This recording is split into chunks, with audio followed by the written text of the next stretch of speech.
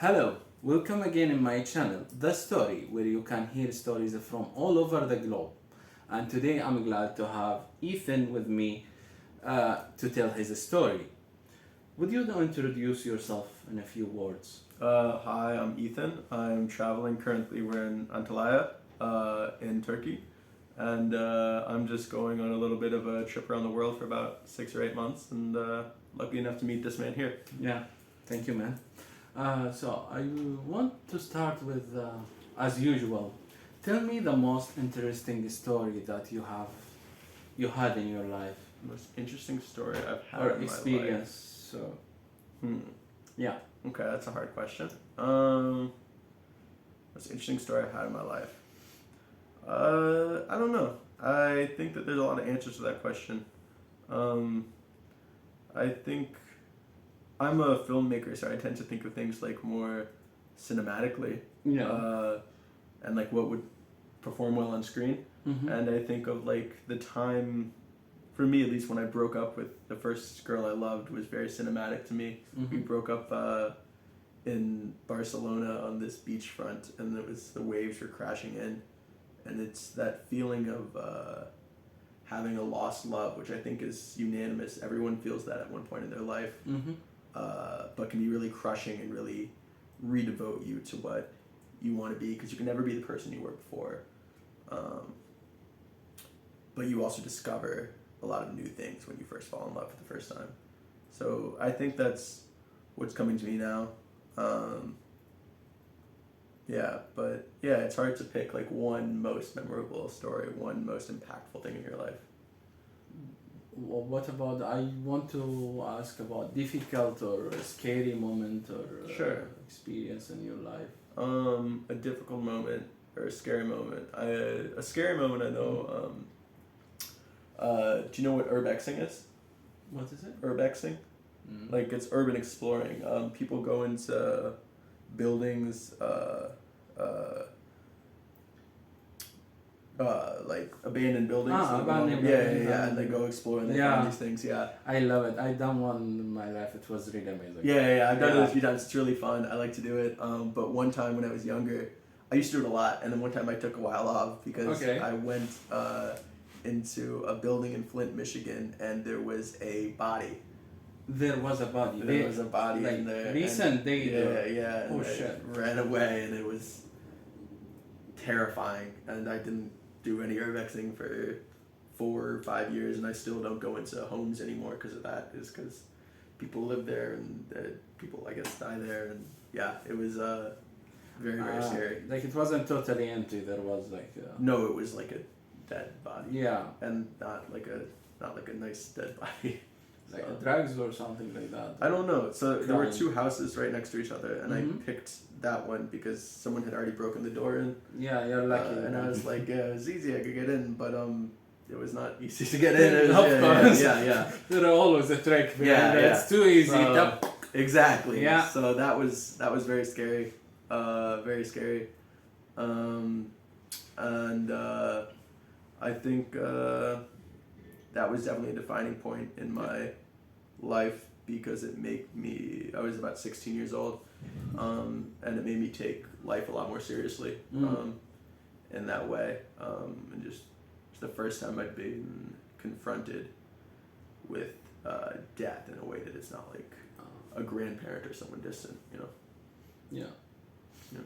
So next question is person that you will never forget about and why. Person that I will never forget about and why. Yeah. Okay.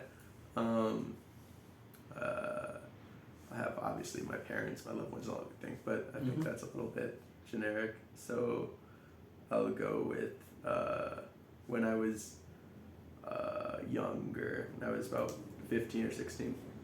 I stayed at this they call it extended stay hotel in the U.S. It's like housing for people that don't have a lot of money. Uh-huh. And I stayed there with my father, who didn't have a lot of money. He was pretty poor. And there was a woman who stayed down the hall from them. I don't remember her name in all honesty, but she came and she hung out with us, and I was there for like a month or two for the summer. I would spend it away from school break with my father. And I remember on the last day before I left, she got really close to me and was like, Ethan, I love you. Okay. And she meant it in a positive way. It was like, I love you. Mm-hmm. And she's like, I want you to know that like there's this connection and everything. And I said, I love you too. And then I never saw this person again, ever in my life. And I was like 14 years old. And at the time, even though she meant well, like she meant to be showing affection, it was very difficult to me to open up emotionally like that to someone and then have them disappear. So I always like remember this moment where she tells me she loves me and then disappears in my life. Yeah. Yeah. Yeah. So it happens. Yeah. An interesting idea that you believe in your life. An interesting idea. For my personal life or like about something that I care about a lot. It's your choice. Interesting idea I care about a lot. I think I am really focused right now on getting better creatively. I've been trying to devote myself more to my passion, which is filmmaking and writing and photography and all these things. And I think self-belief and just a willingness to put yourself all into one thing is what it takes. So to get back to what I believe, there's this philosophy called nihilism. I'm not a nihilist, but believes that nothing matters essentially. And one of Nietzsche's forebearers was this guy named Max Franz, and he has this philosophy that's kind of predates that, but it's that life has no inherent meaning. Like the meaning of life is God. There is no inherent meaning of life, but for him, his meaning of life was mental growth, learning. And I think that that's something that I found is that you have to define what life means to you, and then chase whatever that is. And whatever that answer is, there is no right or wrong. It's just what it means to you. Yeah, because it's your life and you just enjoy it the way that you want. Yeah, so it might be love, it might be craft, it might be your children, it might be God. All those answers are right. And the most important thing is to define what it is and then choose that path fully. And I think a lot of people, when they don't get satisfaction, it's because they didn't define what their life was. They just let things happen. And I'm really trying to define my life as being a good artist and being a good filmmaker.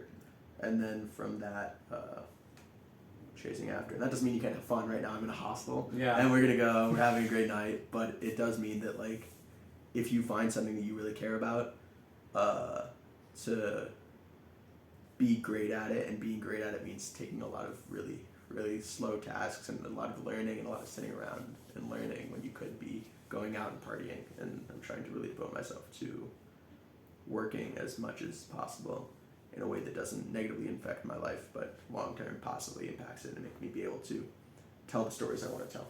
Yeah. And what is your motivation in life? What is my motivation? To be able to tell stories that connect people and make people feel deeply. The reason I want to be a filmmaker is in America you have this term latchkey kid. It's someone who their parents work, so then they come home, they have a key to get themselves in the house, and then no one's home for a long time. So I had a single mother, and I would let myself into the house after school around like 4 p.m. and she wouldn't be home until 6 or 7. And so I would just watch the same movies over and over again all day, and I had this really intimate connection with these movies. And I want to be able to do that same thing for someone else, where someone can grow from having watched a film of mine, or someone can watch the same thing over and over again and find new things they like or dislike every time.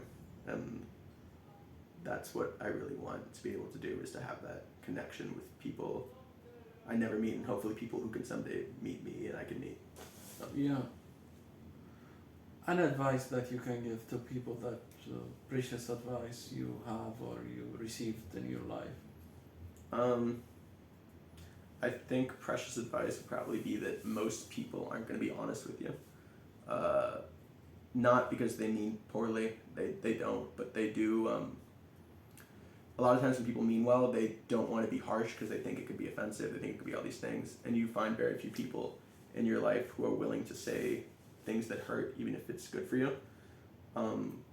Sometimes people say things that hurt when it's not good for you, but oftentimes they mean well when they do, and try to take those negative feelings and repurpose them. If you know it's someone who's may say something harsh, but it's for the best, that's someone who you should really trust and keep close, because it's hard to share those things because it can hurt friendships, it can hurt these things. But if they're saying that out of a genuine care, that's a good friend, and that's someone who can be part of your life long term, because they will challenge you to make you grow better in the ways that you need to. Yeah. Source of happiness for you. Source of happiness? Yeah. Obviously films, traveling, meeting new people, friends. But yeah, I think that watching films and filmmaking, because there's something that's like, it's very lonely in a way, because you're watching a movie alone and only you can interpret it much differently than like theater, because you go to a theater and everyone is, and each thing is different. But it's also that everyone else has watched the same movie, and then you can have the same experience but experience it very differently. Yeah. And that's something I really, really love about movies, is that everyone watches the same thing, and not just do I like it, do I dislike it, but did I like this performance? What didn't I like about this? What was the story really about? What are the morals? All these things. And every single person who watches the same product experiences it so differently. Thank you so much for your time. Thank you guys for your time and watching. See Thank you. next